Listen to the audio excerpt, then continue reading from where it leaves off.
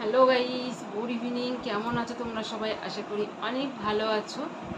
আমিও মোটামুটি ভালো আছি। আর আমার ব্লগে তোমাদের অনেক অনেক স্বাগত, অনেক অনেক ভালোবাসা। তো আজকে হচ্ছে মঙ্গলবার, আর এখন বাজে রাত 8টা বেজে গেছে। তাও গুড ইভিনিং বলে 8টার সময় চা খেয়ে আসলাম কেবল। মানে কি বলো তো, চা খাওয়াটা অনেক আগে হয়ে যায়, কিন্তু কি বলবো, সেই কি ঝগড়া কি ঝগড়া, এত ঝগড়া, মানে সে কি কান্নাকাটি, যাচ্ছে তাই কান্নাকাটি। সেই বাচ্চাটা তো মাথাটা ফুলে গেল, কি অবস্থা। তো ওই দেখতে দেখতেই দেরি হয়ে গেল।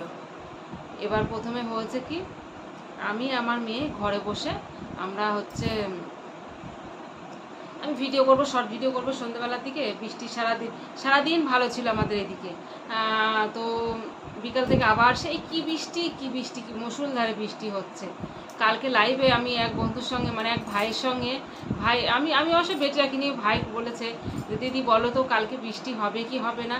তো দেখলাম কালকে সন্ধ্যা থেকে সারাদিনটা ভালো ছিল, রাত 10টা 11টার দিকে লাইভে গেছি, তখন বৃষ্টি হয়নি, হয়তো বৃষ্টি আর হবে না।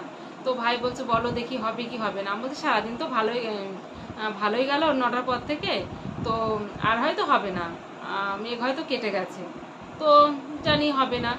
সকালবেলা উঠে দেখি কি মেঘ করেছে। তারপরে সারাদিনও ভালো গেল, সারাদিনও বৃষ্টি হলো না। তারপরে হলো কি, সন্ধ্যেবেলা বিকাল থেকে কি হয়েছে, এদিকে আয়, এদিকে আয়। কি হয়েছে? চলে গিয়েছে, চলে গিয়েছে। কে দিয়ে আসলো এখানে?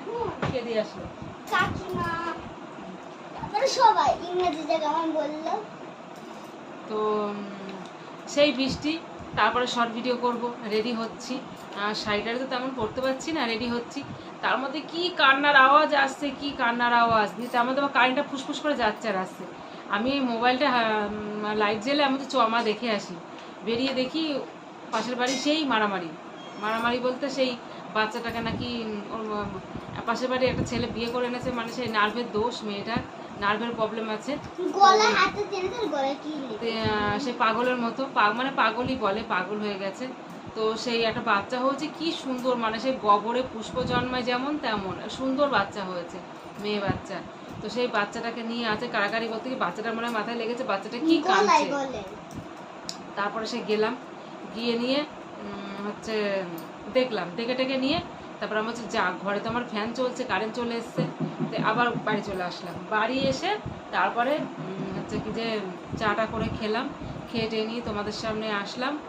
আর একটা জিনিস আমার মানে এতটা খারাপ লাগছে কি বলবো, মানে আমার একটা ছাগলের বাচ্চা, তো কালকে যখন সন্ধেবেলা আমি তুলতে যাই, ম্যাম আবার ভেবাচ্ছিল, তোমাদের বলেছি হয়তো।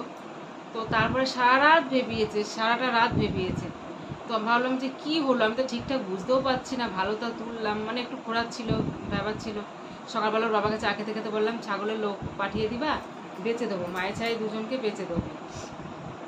লোক আসলো, যখন আসলো বাচ্চাটা রয়েছে, মাটা আসে বাজারে চড়তে গিয়েছে, দেখে বললো যে পরে আসবো, অন্য দিন আসবো।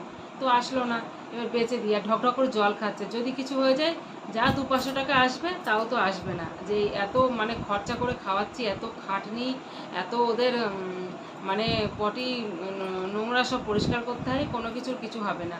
আগের বার ওরকম 2টো বাচ্চা মরে গেল, একটা খাসি হারিয়ে গেল, খাসিটা যদি এতদিন থাকতো 5,000 টাকা বিক্রি হলো, আমার এই অদিনে অসুস্থের সময় আমার এখন কাজে লাগতো।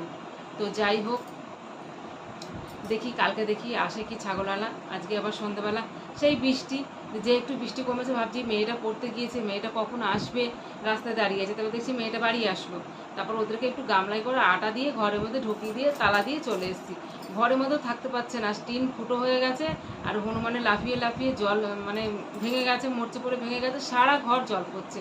ওই একটা দিকটা একটুখানি জল পড়ে না, ওই দিকটা ওরা মানে সব গোল বেঁধে শুয়ে থাকে ওই দিকটায়। তো গিয়ে দেখি বিকালবেলা যে বৃষ্টিটা হয়েছে, বড় একটা গামলা কিনেছিলাম আগের দিন পুরনো কাপড় দিয়ে, এক গামলা জল হয়েছে ওই গামলার, জানো। আগের দিন কালকে না পরশু দিন আমি ও ঝাড় দিয়ে ওই গামলার জল দিয়ে ধুয়ে দিয়েছিলাম বসে বসে। তো দাঁত উঠছে, দাঁত নড়ছে। তো যাই হোক বন্ধুরা, অনেক গল্প করলাম, অনেক কথা বললাম, গল্প করলাম। আমার মেয়ে দেখো চুপচাপ, আজকে একটু কালকে একটু বকেছিলাম, আজকে একটু ভদ্রভাবে বসে আছে। তো এইটুকু না হলে হয় বলো? তো যাই হোক, সবাই ভালো থেকো, অনেক গল্প হবে, আবার নেক্সট ব্লগে অনেক গল্প হবে। ততক্ষণ সবাই ভালো থেকো, সুস্থ থেকো, বাই।